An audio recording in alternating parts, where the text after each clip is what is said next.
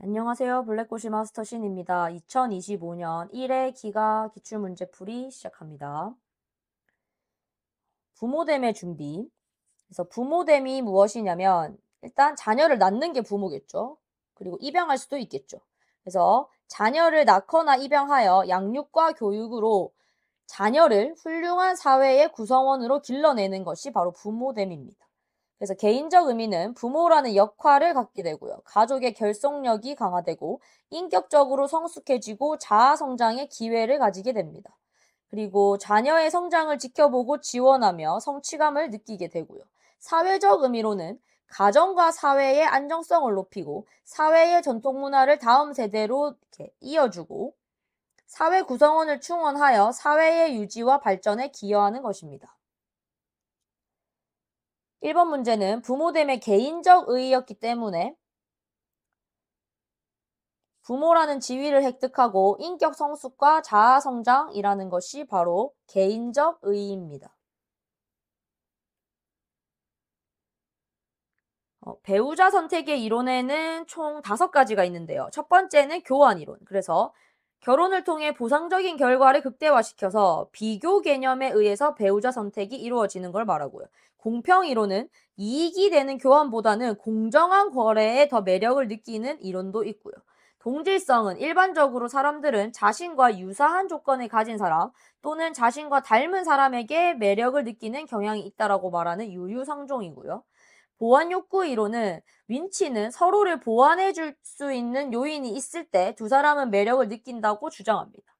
그리고 우드리가 주장한 여가망 이론은 1단계, 2단계, 3단계, 4단계, 5단계, 6단계로 현실적 지리적으로 쉽게 만날 수 있는 상대, 그래서 근접성 여가망, 그리고 인성, 외모, 능력 등의 매력을 느끼며 호감을 갖는 상대, 그래서 매력 여가망, 그리고 나이, 종교, 직업, 교육 수준이 비슷한 사회적 배경 여가망, 가치관, 견해, 태도 등이 비슷한 상대, 의견 일치 여가망, 서로의 욕구와 필요를 보완해 줄 수 있는 상대로 상호 보완성 여가망, 그리고 마지막 결혼 준비가 되어 있냐를 확인하고 결혼에 성공하게 됩니다.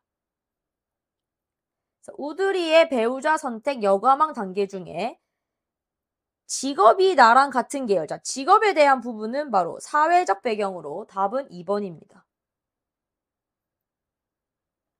자, 신생아의 반사 행동인데요. 자, 신생아의 반사 행동에는 모로 반사. 그래서 모로 반사는 갑작스러운 소리나 움직임에 팔을 벌리고 다시 오므리는 반응을 말합니다. 그리고 파악 반사는 손바닥을 자극하면 주먹을 꽉 쥐는 것을 말하고요. 볼이나 입 주변을 건드리면 자극적으로 머리를 돌려 입을 여는 반응이 바로 근원 반사입니다. 그리고 입에 닿는 물체를 자동으로 빨게 되는 반응이 빨기 반사이고요. 그리고 발바닥을 자극하면 엄지손가락이 위로 들리고 나머지 발가락이 벌어지는 반응이 바로 바빈스키 반사입니다. 그리고 신생아를 세워 발이 바닥에 닿게 하면 이렇게 걸으려고 하는 움직임들이 나옵니다. 이것이 바로 걷기 반사고요. 그리고 머리를 한쪽으로 돌리면 같은 방향의 팔은 펴고 반대쪽 팔은 구부리는 자세가 나오는 것이 바로 긴장성 목 반사입니다. 그래서 발바닥을 살살 간지리면 발가락을 쫙 편다. 이것은 바로 바빈스키 반사고요. 그리고 놀랐을 때 팔다리를 벌렸다가 오므린다. 이것이 바로 모로 반사입니다. 태아의 발달을 돕는 기관은 첫 번째 양수입니다.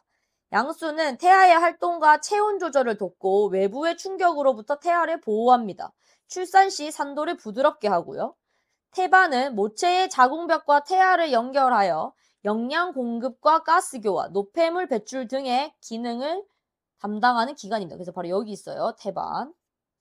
그리고 탯줄이요. 탯줄은 혈관이 지나는 띠 모양으로 생겼는데 태아와 태반을 연결해서 모체와 태아 사이에 물질 교환이 실제로 일어나게 하는 이 통로입니다. 그리고 자궁은 여기를 말하는데요. 이 자체가 자궁이에요. 착상한 후에 체내에서 태아가 성장하는 장소로 출생할 때까지 태아를 보호하며 영양분을 모체로부터 공급해주는 매우 중요한 기관입니다. 4번 문제, 태아의 발달을 돕는 기관, 바로 태반과 탯줄입니다. 니디. 모유는 영양적 측면, 면역적 측면, 심리 정서적 측면이 있는데요. 영양 균형이 아주 뛰어납니다. 그래서 아기에게 필요한 영양소가 균형 있게 함유되어 있고요. 소화도 잘 됩니다. 그리고 면역적 측면에서는 면역 성분을 포함하고 있기 때문에 감염 예방에 도움을 주고 감기, 설사, 호흡기 질환 등 유아기 질병에 대한 저항력을 강화시켜줍니다. 모유 수유를 하다 보면 모자 애착이 형성되고요. 피부 접촉과 눈 맞춤을 통해 엄마와 정서적 유대가 강화되고 아기의 정서 안정이 바로 이제 안정감을 느끼게 되고 울음이 줄어드는 효과를 가집니다.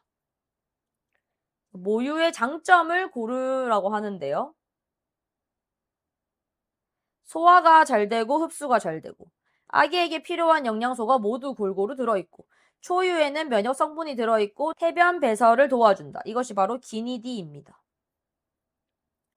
중국의 의식주 문화인데요. 은은 남자는 창파오, 여자는 치파오로 치파오는 만주족과 한족 문화의 융합 형태로 상하가 붙어있는 형태의 차이니스 칼라 그리고 매듭 단추로 앞여밈을 하는 것이 특징입니다. 식은 중국은 국토가 강대해서 음식 문화가 서로 다르고 주식은 개인 그릇에 그리고 부식은 한 그릇에 담아서 같이 먹습니다. 예를 들어서 마파두부, 북경 오리구이, 동파육이 있습니다. 북부의 전통주택으로는 바로 이 사하번, 이 북부입니다. 그리고 토르는 남부 지방이에요. 그래서 사하번은 내면의 방이 둘러져 있는 구조고요. 토르는 흙 더하기 건물이라는 뜻으로 흙과 나무로 지은 대규모의 원형 또는 방형 건물입니다. 전통상으로 치파오를 입고 전통주택으로 사하번과 토르가 있는 곳은 바로 중국입니다. 한옥은 적절한 높이의 마루를 가지고 있는데요. 그 마루가 바로 대청마루입니다. 지면으로부터 떨어져 있어 통풍이 가능하고 땅에서 올라오는 습기를 막아서 쾌적합니다. 그리고 온돌, 구들을 사용하여 방바닥 전체를 따뜻하게 합니다. 그리고 기단은 건축물의 하부 구조로 건물을 지면 위로 올려 안정성과 내구성을 높이는 역할을 하는 석조 또는 토목 구조물을 의미합니다. 기단이 하는 일은 습기와 냉기 차단, 집안 안정화와 건물 보호의 역할을 합니다. 석가래는 지붕의 뼈대를 이루는 나무를 말하고요. 대들보는 지붕을 떠받치기 위해 기둥과 기둥 사이에 건너지른 보고요. 용마루는 건물 지붕 중앙에 수평으로 된 부분을 말하고 추녀는 처마의 내 기퉁이에 있는 석가래를 말합니다. 그래서 처마는 기둥 밖으로 나와 있는 지붕의 일부이고 주춧돌은 건물의 기둥을 받쳐주는 돌입니다. 그래서 처마의 역할은 채광 조절로 햇빛이 들어오고 안 들어오고를 정해줍니다. 그래서 겨울에는 햇빛이 많이 들어오게 하고 여름에는 햇빛이 덜 들어오게 하는 역할을 하고 있습니다. 이 그림은 지금 아이가 질식을 했을 때 한 손으로 가슴과 배를 받치고 다른 손으로 등을 밀쳐 올리듯 압박한 후에 검지와 중지로 명치 바로 위쪽을 연속해서 5회 정도 압박하는 응급처치입니다. 금융상품에는 예금, 주식, 채권, 펀드가 있고요. 예금은 일정한 금액의 돈을 계약기간 동안 맡겨두고 이자를 받는 것이고요. 주식은 주식회사의 자본을 구성하는 단위로 주식의 거래를 통해 수익이나 손실을 얻게 됩니다. 채권은 국가, 지방자치단체, 은행, 회사 등이 사업에 필요한 자금을 얻기 위해서 발행하는 것이고요. 펀드는 불특정 다수인으로부터 모금을 해서 실정 배당형 성격의 투자 기금입니다. 이러한 금융상품들의 자산관리 요소는요. 안정성, 수익성, 유동성인데요. 안정성은 원금과 이자가 보존될 수 있어야 하고 수익성은 가격 상승이나 수익을 기대할 수 있어야 하며 유동성은 돈이 필요할 때면 보유 자산을 손해 없이 현금화할 수 있어야 하는 것입니다. 원금과 이자가 보존되어 안정성이 높은 것은 바로 예금입니다.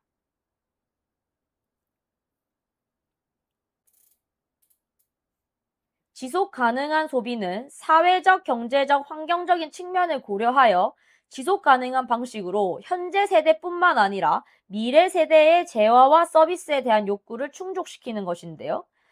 지속 가능한 소비를 실천하는 방법으로 첫 번째 나눔과 배려, 두 번째 공정무역, 세 번째 매스기빙, 네 번째 로컬 소비, 다섯 번째 자원 절약, 여섯 번째 공유 경제, 그리고 일곱 번째 재사용, 재활용, 분리 배출이 있습니다.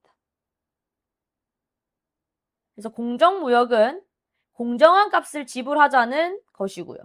그래서 개발도상국 생산자의 삶에 도움이 되고요.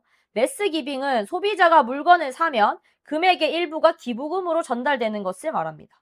그리고 로컬 소비는 지역에서 생산된 제품과 서비스를 이용하자는 것이고요. 그러면 공정무역과 로컬 소비에 대한 단어는 바로 지속 가능한 소비 생활입니다.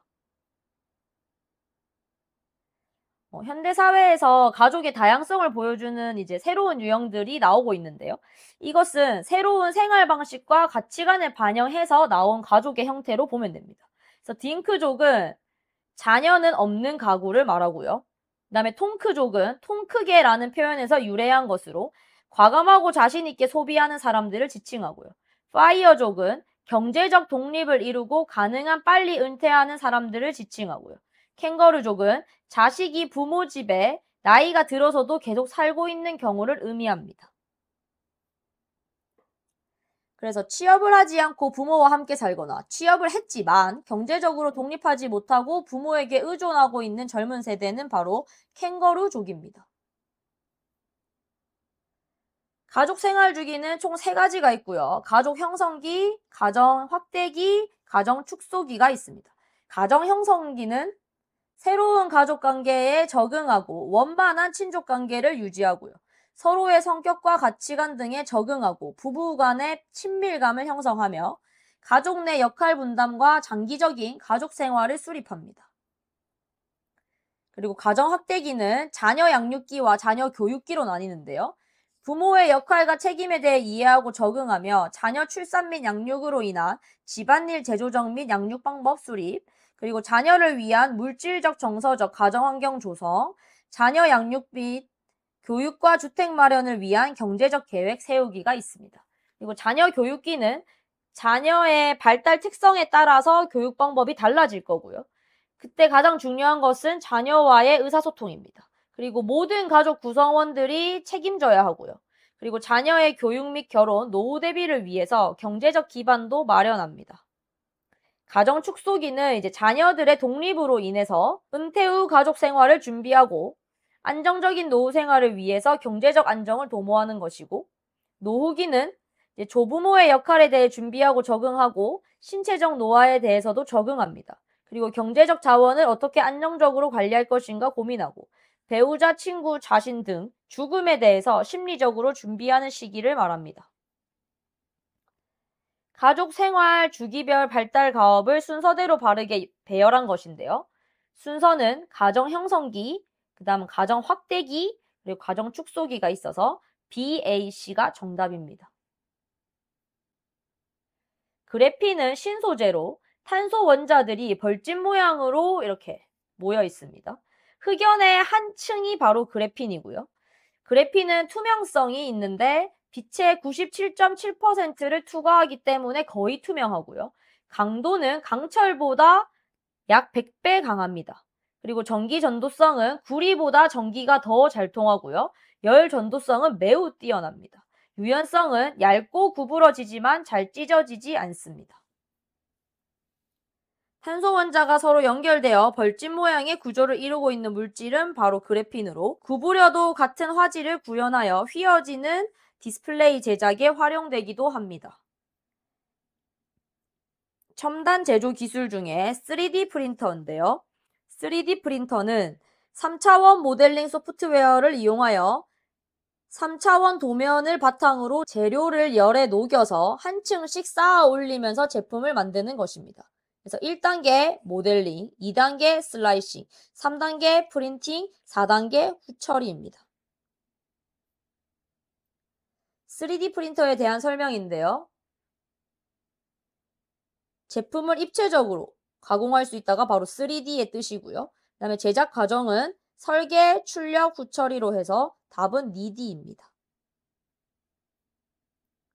첨단 건설 기술은 인간이 좀 더 편리하고 안락한 생활을 하기 위하여 자연 환경을 변화시키거나 구조물을 만드는 것인데요. 첫 번째는 초고층 빌딩으로 한정된 공간에서 많은 인구를 수용할 수 있는 현실적 대안인과 동시에 경제적 이익을 높이는 고부가가치 산물입니다. 그래서 내진 설계와 내풍 설계를 꼭 하고요. 면진 기술, 재진 기술, 내진 기술 이거 꼭 외워야 합니다. 그래서 면진 기술은 건물과 집안 사이에 유연한 받침을 삽입하는 것이고요. 재진 기술은 건물이 파손되기 전에 진동 감쇄 장치가 지진 에너지를 흡수하는 방법입니다. 그리고 내풍은 바람이 건물 안전에 영향을 끼치지 않도록 건물의 구조 뼈대나 건축 구조를 설계하는 방법입니다. 첨단 건설 기술인데요. 초장대 교량은 지역사회 개발을 유도하여 경제적 부가가치를 창출, 기술적 상징성과 예술적 가치를 지닙니다. 그래서 사장교와 현수교가 있고요. 주탑을 세우고 주탑에서 바로 내린 케이블에 교량의 상부 구조를 매단 것이 바로 사장교. 현수교는 주탑 사이를 주 케이블로 연결하여 주 케이블의 상부 구조를 매단 교량입니다.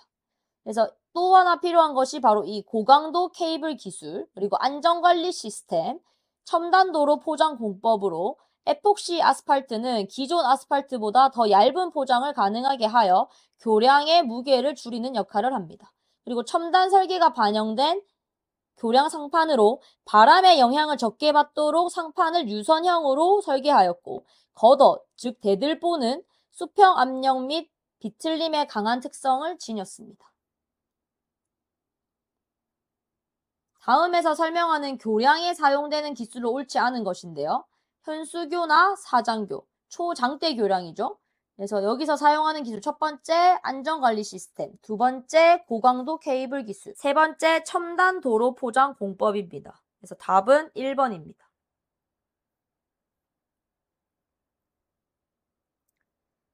제품의 설계, 치수는 물체가 완성되었을 때의 크기를 나타낸 것으로 치수를 기재할 때는 도면을 읽는 사람이 쉽고 명확하게 알 수 있도록 해야 합니다. 그래서 길이의 단위는 무조건 밀리미터입니다. 그리고 단위 기호는 생략하는데요. 이렇게 치수 보조기호가 있어요. R은 반지름, T는 판의 두께, C는 45도 못따기, 파이는 지름. 그 다음에 여기 사각형 모양은 정사각형의 변을 가리킵니다. 그래서 도면의 치수 보조기호와 그에 대한 설명인데요.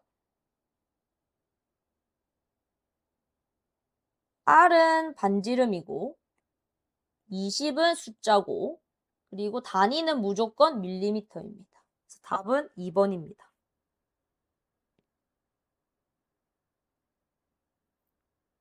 이걸 고친다면 정사각형의 한 변까지 맞고요. 5도 맞는데 여기가 밀리미터여야 되고요. 그 다음에 T는 판재의 길이가 아니라 두께고요. 그래서 2mm까지는 또 맞고요. 45도 못따기는 C가 맞는데 10cm가 아니라 10mm입니다. 자동차 사고 요인은 인적 요인, 환경 요인, 차량 요인이 있는데요. 자동차 자체에 문제가 있는 것이 바로 차량 요인입니다. 그래서 자동차 관리 소홀이나 주행 중 엔진 정지, 주행 중 타이어 펑크, 그리고 냉각수 부족과 배선 합선 등에 따른 차량 화재가 있고요. 사람 문제는 운전하는 사람이 졸음운전, 신호위반, 안전띠 미착용, 그리고 운전 중 휴대전화 사용, 음주운전과 무면허 운전이 있습니다. 도로 환경 요인은요. 기상 상태, 그래서 눈이 오나 비가 오나 블랙아이스 이런 게 있고요. 그 다음에 도로의 파손, 도로교통 상황, 교통안전표지가 설치되지 않은 도로가 있겠습니다. 자동차 사고의 원인 중 인적 요인은 이제 그 운전자에 대한 부분이에요. 그래서 과속운전, 졸음운전, 신호위반 맞고요. 답은 1번입니다. 미래의 직업 세계는 어디가 나올지 몰라요. 그래서 꼭 외워주세요. 그리고 치매 치료사, 생체 로봇 외과의 아바타 관계 관리자, UX 디자이너, 스마트 공장 관리자, 컴퓨터 보조 엔지니어링 전문가, 그리고 에코 제품 디자이너, 신재생에너지 전문가, 수소 연료전지 전문가, 탄소 배출권 거래 중개인, 로봇 공학 기술자, 로봇 감성 치료 전문가, 그리고 로봇 운영자, 항공우주 관제사, 항공우주 공학 기술자, 우주식량 개발자, 생명공학 연구원, 그리고 이번에 시험에 나왔던 인공장기 조직 개발자가 있습니다. 인공장기 조직 개발자는 인공장기와 조직을 개발하는데요. 무엇을 위해서? 장기 이식을 위해서 대체 치료 방법을 제공하는 역할을 맡고 있습니다. 그리고 저번에 나왔던 게 또 요겁니다. 국제변리사. 그래서 국제화 시대에 전 세계 여러 나라들의 특허와 관련된 업무를 합니다. 답은 바이오 기술 전문가로 3D 프린터를 이용하여 인체 조직을 만드는 사람은 바로 인공 장기 조직 개발자입니다. 산업재해는 산업 현장에서 사고가 원인이 되어 나타나는 인명이나 재산상의 손실로요. 떨어짐, 넘어짐, 끼임, 부딪힘이 있고요. 맞음, 무너짐, 화재 및 폭발, 질식이 있습니다. 그래서 문제에서 보면 넘어짐의 예방법에 대해서 알아보자고 했는데요. 그래서 넘어짐을 읽어볼게요. 정리되지 않은 곳에서 미끄러지거나 물건에 걸려 넘어지는 재해가 바로 넘어짐이고요. 예방법은 통로를 확인하고 정리전돈을 한다. 물건 운반 시 주의를 확인한다. 작업장 바닥과 계단을 청결하게 한다가 있습니다. 그래서 답은 미끄럼 방지 안전화를 착용하고 짐이나 물건이 있는 통로는 정리전동하며 물기나 기름기가 바닥에 남아있지 않도록 청소합니다. 답은 2번입니다. 제품의 설계는 이제 정투상법, 등각투상법, 그리고 사투상법이 있습니다. 자, 정투상법은 제3각법으로 그리는 것을 원칙으로 하고요. 기계의 제작도를 그릴 때 주로 활용합니다. 그래서 요것을 외워주세요. 평면도, 정면도, 우측면도. 그리고 등각투상법은 기본축을 120도 간격으로 설정하고요. 그러니까 남는 게 여기 30도입니다. 그리고 3개의 면을 동시에 볼 수 있어서 제품의 구상도나 설명도를 그릴 때 주로 씁니다.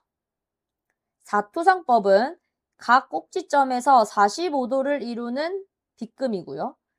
2분의 1 비율로 그려서 물체를 나타냅니다. 여기 45도 보이죠? 자, 그럼 문제요. 지금 여기는 바로 등각투상법. 그래서 기역은 120도입니다. 그리고 제3각법은 아까 정투상법이었죠. 그럼 여기서 지금 정면에서 바라보고 있어요. 그러면 이제 우측면도, 정면도, 평면도인데요. 지금 여기가 요만큼이 이제 이렇게 잘린 느낌이라 보시면 돼요. 그래서 여기 때문에 이렇게 정면도가 이렇게 보이고, 그 다음에 우측면도도 요거 때문에 이렇게 잘린 것처럼 보여요. 그리고 평면도는 위에서 바라보는 건데요. 이것 때문에 이렇게 보입니다. 그리고 좌측면도는 없어요. 제작도는 순서가 이렇게 됩니다. 용지의 크기 및 척도를 결정하고요. 척도는 도면의 실제 크기와 도면에 그려지는 크기의 비율이고요. 그 다음에 윤곽선 표제란 중심 마크를 그립니다. 윤곽선은 뭐냐면 도면의 외형을 나타내는 선이고, 그 다음 표제란은 도면 하단 또는 오른쪽 상단에 제작도에 대한 기본 정보를 씁니다. 그래서 도면 이름, 작성자, 날짜, 버전, 척도 등의 정보를 포함하고요. 중심 마크는 도면의 중심을 나타내는 표시로 부품의 대칭성을 쉽게 확인할 수 있도록 도와줍니다. 세 번째는 선의 종류를 구분하여 도면에 그리는데요. 제작도에는 여러 종류의 선이 사용되고요. 각 선은 특정 목적을 가지고 있으며 이를 구분하여 정확히 그려야 합니다. 그리고 마지막으로 도면에 치수를 기입합니다. 순서는 첫 번째, 용지의 크기 및 척도 결정하기 B고요. 그 다음 윤곽선 표제란 중심마크 그리기 바로 C고요. 그 다음 선의 종류를 구분하여 도면에 그리고요. 그 다음 도면에 치수를 기입합니다.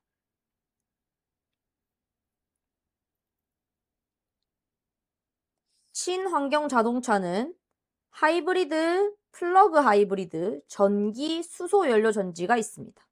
하이브리드는 원래 우리가 가지고 있던 기관과 축전지를 합친 걸 이야기합니다. 그래서 일부분은 기름으로 가고 일부분은 전기로 간다고 보면 돼요. 그리고 플러그인 하이브리드도 단거리는 전기로만 주행하고 장거리는 기관으로 사용하는 것을 말합니다.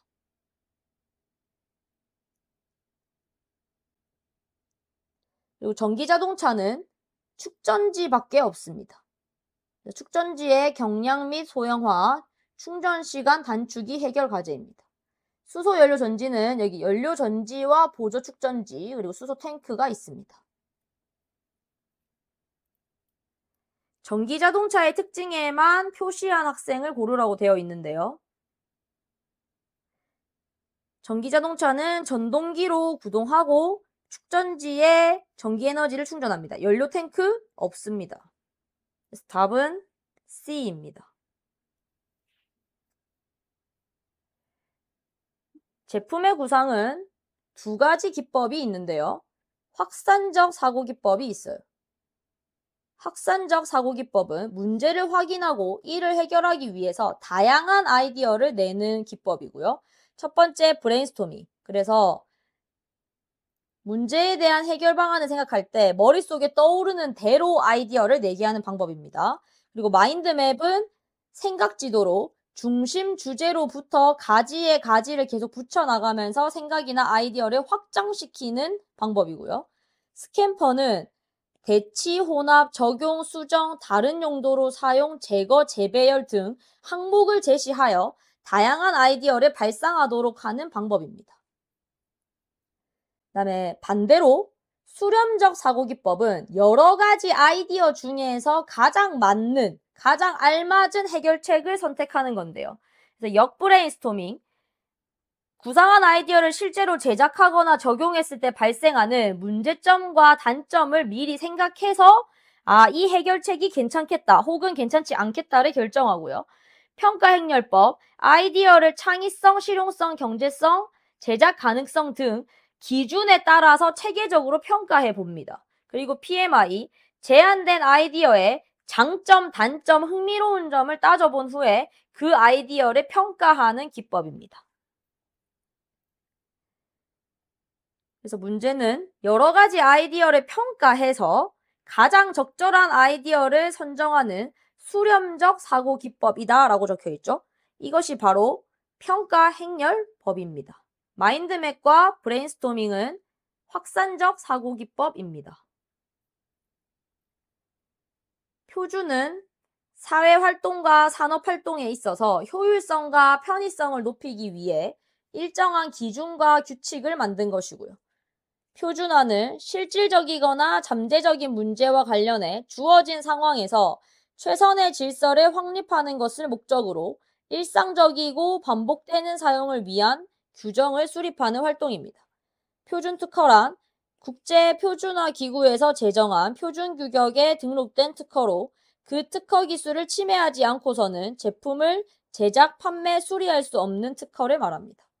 표준화의 특징은 기업의 생산, 유통, 관리 업무 능률 향상, 제품의 품질 개선, 소비자의 다양한 소비 활동의 편의 제공, 사용자의 권익 보호, 공공이익 증대, 무역기술 장벽을 제거하는 데 있습니다.